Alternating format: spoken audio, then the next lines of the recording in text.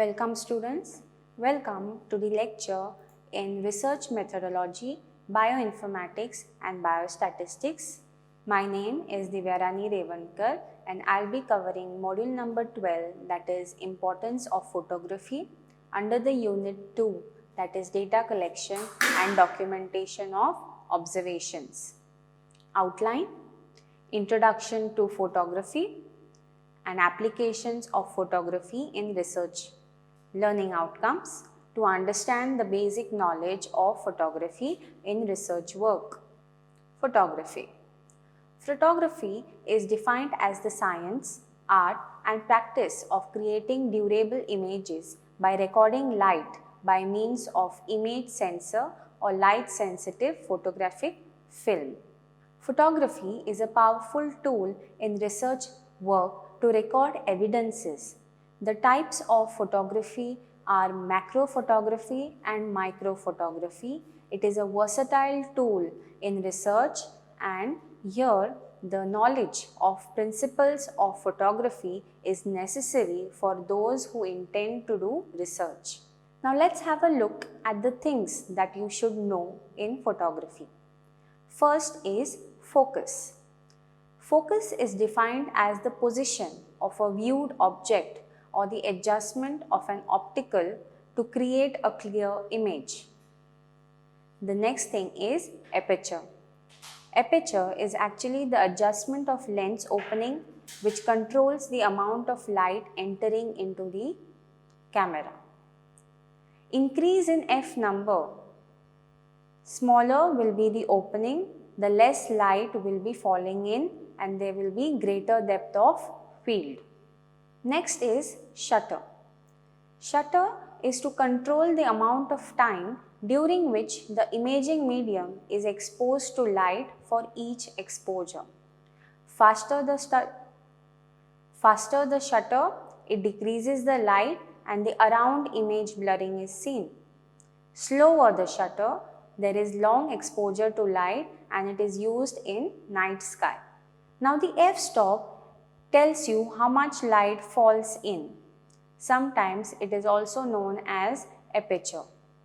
It ranges from values 1.8 to 32. 32 is where the less light falls in. 1.8 is where more light falls into the lens. 32, the advantages under this number is it increases the depth of field, it needs more light and slower shutter speed. 1.8, it requires plenty of light and it is better in darker settings. This is a picture which shows you a series of images which demonstrate a focus bracket. The image on the left shows a single shot taken at f10 with the features of the fly closest to the camera. The center image shows the features farthest from the camera. Next, let's come to shutter speed. Shutter speed is, the measurement of how long the light is let into the film. The values include half second, 1:8 seconds, 1:1000 seconds and so on. Shorter the time, less time they get for the light to enter into the lens. Now let's see the advantages of faster speed and slower speed of shutter. Faster speed reduces blurriness. It is used in sports events and also in water body photography. The disadvantage here is it requires bright conditions. Slower speed of shutter is used in darker conditions and it is very useful in night photography. Disadvantages: it creates blurred images and it requires tripod stand for steadiness. This is an image which shows you the difference in the photograph in fast shutter speed and with slower shutter speed. Next is film speed. It is measured in terms of ISO, that is sensitivity. Slower the speed, it is good in case of enlarging. It requires bright light, low shutter speed and low f-stop.